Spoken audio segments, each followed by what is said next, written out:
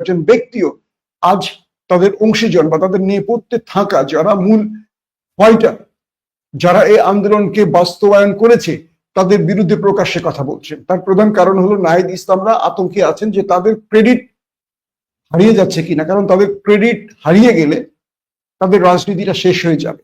বিষয়টা হলো নাহিদ ইসলামরা যে আন্দোলনটা তৈরি করেছিলেন, যে আন্দোলনের মাধ্যমে হাসিনা মুক্ত হয়েছে, এটার জন্য তাদেরকে আমরা আমাদের রাষ্ট্রের পক্ষ থেকে জনগণ আমরা তাদের সর্বোচ্চ সম্মান দিয়েছি, তাদেরকে আমরা মন্ত্রী পদমর্যাদার সম্মান দিয়েছি, তাদেরকে আমরা কি বলবো প্রচুর অর্থের মালিক হওয়ার সুযোগ করে দিয়েছি, তাদের পরিবার প্রচুর তদবির করে শত শত হাজার হাজার কোটি টাকার মালিক হওয়ার সুযোগ পেয়েছে। কিন্তু এই আন্দোলন থেকে কার্যত শহীদরা আহতরা আসলে কিছু পায় নাই।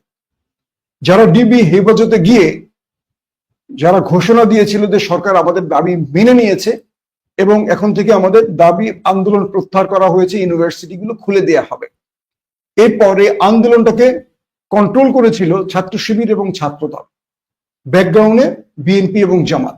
এবং আমি নিজে জানি তারেক রহমান এই ব্যাপারে প্রতি মুহূর্তে নির্দেশনা দিতেন। আমরা ছাত্রদল ছাত্র শিবিরের সাথে প্রতি মুহূর্তে কথা বলতাম, ব্যাকগ্রাউন্ডে, টেলিফোনে, বিভিন্ন ভাবে কি করণীয়, কি করতে হবে, কি সহযোগিতার প্রয়োজন, এই বিষয়গুলো। অর্থাৎ নাহিদ ইসলামরা ডিবি হেফাজতে গিয়ে ডিবির ভয় হোক, সরকারের চাপে হোক, বিক্রি হয়ে হোক, যেটাই হোক, তারা আন্দোলন কিন্তু বন্ধ করে দিয়েছিল। কিন্তু পরবর্তী সেই আন্দোলনকে কন্টিনিউ করেছিল দ্বিতীয় সারির সমন্বয়করা, তাদের পেছন থেকে ছাত্রদল এবং শিবির সেটাকে বাস্তবায়ন করেছে। তো সেই পরাজিত নাহিদরা যারা ডিবির কাছে গিয়ে আন্দোলনকে বিক্রি করে দিয়েছিল, আজকে তারা নিজেরাই সবচেয়ে বড় কি বলবো সেই আন্দোলনের সুবিধাভোগী। প্রশ্ন হলো নাহিদ, আসিফ, মাহফুজ, সার্জিস, হাসনাতরা এই সরকার গঠনের পর যে সুযোগ সুবিধা পেয়েছে, এগুলো কি আর কেউ পেয়েছে? যদি বলেন বিএনপি, না, বিএনপি কিন্তু অনেক কঠোর পরিশ্রম করে চাঁদাবাজি করতে হয়, অনেক দুর্নাম ঘাড়ে নিতে হয়েছে বিএনপিকে চাঁদাবাজি করতে গিয়ে। ছাত্র শিবিরকে এখনো শুনিনি চাঁদাবাজি করতে। তারা হয়তো আওয়ামী লীগ চলে যাওয়ায় তাদের রাজনৈতিক প্ল্যাটফর্মটা এখন তাদের জন্য পজিটিভ হয়ে গেছে, তারা এখন মুক্তভাবে রাজনীতি করতে পারছে, এটাই যাদের লাভ। কিন্তু ব্যক্তিগতভাবে অর্থের মালিক হয়েছে কারা? সমন্বয়করা। প্রত্যেকটা সমন্বয়কের পেছনে আমরা জানি টিকটিকি লেগে আছে এবং প্রচুর তথ্য পাওয়া যাচ্ছে তাদের চাঁদাবাজির। ইতিমধ্যে আমরা সেই চাঁদাবাজির খবরও পাচ্ছি, কার মাধ্যমে কে কত টাকার মালিক হয়েছে, এগুলো ইনশাআল্লাহ শিগগিরই বেরিয়ে আসবে।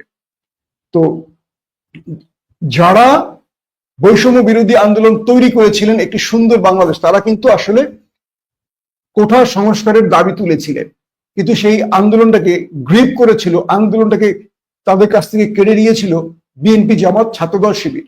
তারা নিয়ে এক দফা আন্দোলন মানে হাসিনার পতনের আন্দোলনে চলে গেছে এবং শেষ পর্যন্ত সেই আন্দোলনটা বাস্তবায়ন তারাই করেছে, জামাত, শিবির, বিএনপি, জামাত। আর আমাদের অনেক প্রাইভেট ইউনিভার্সিটি ছাত্ররা, পাশাপাশি হেফাজতে ইসলাম, পাশাপাশি চরমোনাইয়ের ভাইরা, মানে এক কথা আমাদের তৌহিদি জনতা, আলেম ওলামারা প্রত্যেকে একত্ববদ্ধ হয়ে হাসিনার পতন ঘটিয়েছে। কিন্তু দিন শেষে আমরা দেখলাম যখন ইউনূস সরকার গঠন হলো, তখন এটাকে এই পুরো ক্রেডিটে নিয়ে গেছে হাতে গোনা 5-6 জন সমন্বয়ক এবং তারা আঙুল ফুলে কলা গাছ হয়ে গেছে। তো এখন তারা তাদের ক্রেডিট নিয়ে কামড়াকামড়ি শুরু করেছে। তো এই যে সবকিছু বললাম, এগুলোর পেছনে কিন্তু দিল্লির পরিকল্পনা, প্রেসক্রিপশন চলছে। এখন সাদেক কাইয়ুম কি করেছেন, এখানে আমাদের ছাত্রদলের রাকিব বা নাসির কি করেছেন, এগুলো নিয়ে যারা এখন প্রশ্ন তুলবেন তাদেরকে বলতে হবে নাহিদের ডাকে বাংলাদেশে কোনো মানুষ রাজপথে নামে না। বাংলাদেশের অধিকাংশ মানুষ রাজনৈতিক সচেতন, রাজনৈতিক কোনো না কোনো গ্রুপের সাথে সম্পৃক্ত। তো এরা তাদের নেতাদের, ছাত্রদল নেমেছে ছাত্রদলের নির্দেশে, শিবির নেমেছে শিবিরের নির্দেশে, চরমোনাই নেমেছে চরমোনাইয়ের নির্দেশে, হেফাজত নেমেছে হেফাজতের নির্দেশে। এগুলোর নেপথ্যে নেতারা কোয়ালিশন করে, এরা একটা কোলাবোরেশন করে কিন্তু এই কাজগুলো করেছে। নাহিদদেরকে শুধু সাইনবোর্ড হিসেবে ব্যবহার করা হয়েছে, বাস্তবিক অর্থে এটাই হলো সত্য। কারণ ডিবি হেফাজতে তারা যখন আন্দোলনটা বন্ধ করে দিল, এটা তখন রিফাত, মাসুদ, হান্নান মাসুদরা কিন্তু কন্টিনিউ করেছে। তারা কিন্তু কন্টিনিউ করতে পারতো না, পেছন থেকে এরা পুরো প্রোগ্রাম সাজিয়ে দিত। এগুলো কিন্তু আমরা জানতাম, এগুলো হোয়াটসঅ্যাপে আমাদেরকে পাঠানো হতো। এখন অনেকেই অস্বীকার করছে তাদের নতুন এনসিপির ক্রেডিট কমে যাবে, ঠিক হাসিনার মতো। তারা 71-এ জিয়াউর রহমানকে বাদ দিয়ে সবকিছু শেখ মুজিবের নামে করতে চায়, এটাই হলো তাদের রাজনীতি। তো এনসিপি সেই কাজটি করছে, যেটা আমাদের জন্য লজ্জার এবং কষ্টের। আমরা মনে করি নাহিদরা এখান থেকে ফিরে আসবে, যার যতটুকু ক্রেডিট দেওয়ার, যার যতটুকু সম্মান দেওয়ার, তারা অবশ্যই সেটুকু দেবে।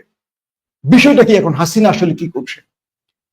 গোপালগঞ্জ, মেহেরপুর থেকে শুরু করে বাংলাদেশের বিভিন্ন অঞ্চল থেকে প্রচুর সংখ্যক সন্ত্রাসীদের ঢাকায় আনা হয়েছে এবং ঢাকার বিভিন্ন স্থানে তাদেরকে ট্রেনিং, প্রশিক্ষণ, অস্ত্রের প্রশিক্ষণ, অ্যাটাকিং প্রশিক্ষণ, ঢাকার রুটিং প্রশিক্ষণ, অর্থাৎ সব রকম প্রশিক্ষণ দেওয়া হচ্ছিল। আর এই প্রশিক্ষণে জড়িত ছিল মেজর সাদিকুল হক সাদেক নামে একজন মেজর সেনাবাহিনীর।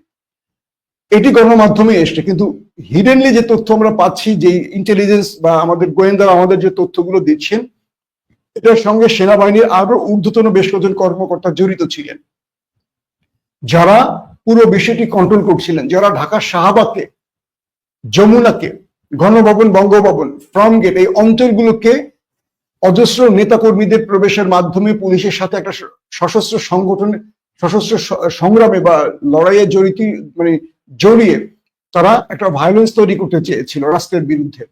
তারা চেয়েছিল যে কোনো ভাবে ইউনূস সরকারকে ফেলে দিয়ে আবারও হাসিনাকে বাংলাদেশে নিয়ে আসবে।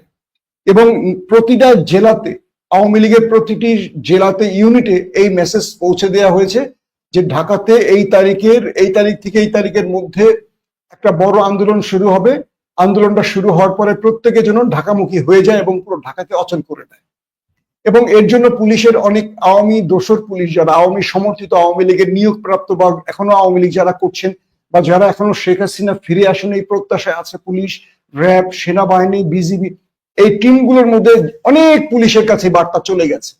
এবং এই বার্তাগুলো পৌঁছে যাওয়ার কারণ হলো যাতে আওয়ামী লীগ আন্দোলন শুরু করলে পুলিশ তাদের সামনে শক্ত হয়ে না দাঁড়ায়, পুলিশ যেন আওয়ামী লীগের উপর বড় অ্যাগ্রেসিভ কোনো অ্যাটাক বা পাল্টা জবাব না দেয়, পুলিশ যেন কৌশলগত কারণে সরে যায়, যেটা বিএনপির শেষ দিনে, অর্থাৎ বিএনপি যখন ক্ষমতা ছিল, বেগম জিয়ার শেষ সময় 28 অক্টোবর মনে আছে, পল্টনে লগি বৈঠা দিয়ে মেরেছিল, সেদিন পুলিশ, বিজিবি সব ইনএক্টিভ হয়ে গেছে আওয়ামী লীগের বিশেষ ইশারার কারণে। কিন্তু সরকারে বেগম জিয়া থাকলেও এটা বেগম খালেদা জিয়া তিনি একদম পার্সোনালি, আমি তাকে নিয়ে একটি বই লেখার প্রত্যয় নিয়ে যখন কাজ করছিলাম, আরো কিছু ডকুমেন্টেশনের কাজ, তখন তিনি নিজে আমাকে বলেছিলেন যে তিনি পুলিশের প্রধানকে ফোন দিয়েছেন, কথা শোনেনি, বিজিবি প্রধানকে ফোন দিয়েছিলেন, তারা কথা শোনেনি, তারা আওয়ামী লীগের সামনে চুপচাপ হয়ে সরে গেছে। আওয়ামী লীগ প্রকাশ্যে তাদেরকে পিটিয়ে বিএনপি জামাতের লোকগুলোকে মেরেছিল, আপনারা সবাই সে ইতিহাস জানেন। তো এবারও সেম কাজটি হচ্ছিল, কারণ ইউনূস সরকার সবচেয়ে বড় যে ভুলটি করেছে, তারা আওয়ামী লীগের অধিকাংশ অফিসারকে এখনো সরাতে পারেনি। এখনো আওয়ামী লীগের সচিব, আওয়ামী লীগের পুলিশ, আওয়ামী লীগের প্রশাসনিক কর্তা, ডিসি, ইওনো, টিওনো, এরা অনেকেই আছে যারা বিএনপি বা এই সরকারের কাছে বড় বড় অর্থায়ন করে, অর্থাৎ টাকা দিয়ে তারা তাদের পদগুলো এখনো ধরে রেখেছেন। সবচেয়ে ভয়ঙ্কর কথা কি জানেন? সচিবালয়ের মধ্যে এখনো আওয়ামী সচিবরা বহাল তবিয়তে আছেন, বিএনপি জামাতের সচিবরা কোণঠাসা। কারণ কি জানেন? গত 15-16 বছর এরা হাজার হাজার কোটি টাকা বানিয়েছে। এই টাকাগুলো দিয়ে তারা উপদেষ্টাদের, তারা বিশেষ বিশেষ জায়গাগুলোতে, এরা বিএনপির যারা এই লোক নিয়োগ বাণিজ্য করে তাদেরকে দিয়ে তাদেরকে ম্যানেজ করে ফেলেছে। 50 কোটি, 100 কোটি এরকম বড় বড় অ্যামাউন্ট দিয়ে তারা ওই পদগুলোতে বহাল রয়েছে। কারণ তারা টার্গেটে আছে যে এই টার্গেট শেখ হাসিনার নির্দেশ আসলে পুরো বাংলাদেশকে অচল করে দিয়ে সরকার পতন ঘটিয়ে আবারও আওয়ামী লীগ এখানে স্টাবলিশ করবে।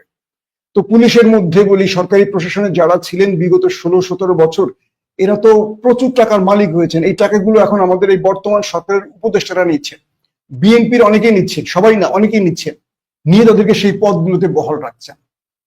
তো এই যে দ্বিচারিতা আচরণগুলো এই সরকারের এবং আমাদের ফ্যাসিস্ট বিরোধী অংশীজনদের, যারা অর্থের কাছে বিক্রি হয়ে আওয়ামী লীগকে এখনো বহাল তবিয়তে রেখেছেন, সেই পরিকল্পনাটি বাস্তবায়ন করছিলেন মেজর সাদিকের মতো আরো বেশ কজন। তারা শাহবাগ কেন্দ্র করে একটা আন্দোলন তৈরি করবেন, পুলিশ তাদের উপর মারমুখী হলে তারা পুলিশের সাথে সংঘর্ষে যাবেন, এবং তাদের কাছে প্রচুর অস্ত্র সাপ্লাই দেওয়া হয়েছে, অর্থ সাপ্লাই দেওয়া হয়েছে, পুরো ঢাকা ক্লাবস করে দিয়ে তারা ঢাকার মধ্যে অবস্থান নেবেন। এদের খাবারের ব্যবস্থা করা হয়েছে, এরা কোথায় কোথায় থাকবে এই ব্যবস্থাগুলো নেওয়া হয়েছে। এগুলো কিন্তু আমার একটা বানানো খবর না, এগুলো গোয়েন্দা টিমের তথ্য। সেই সূত্রগুলো থেকে আমি আপনাদের খবরগুলো দিচ্ছি। তারা এইভাবে পরিকল্পনা করে পুরো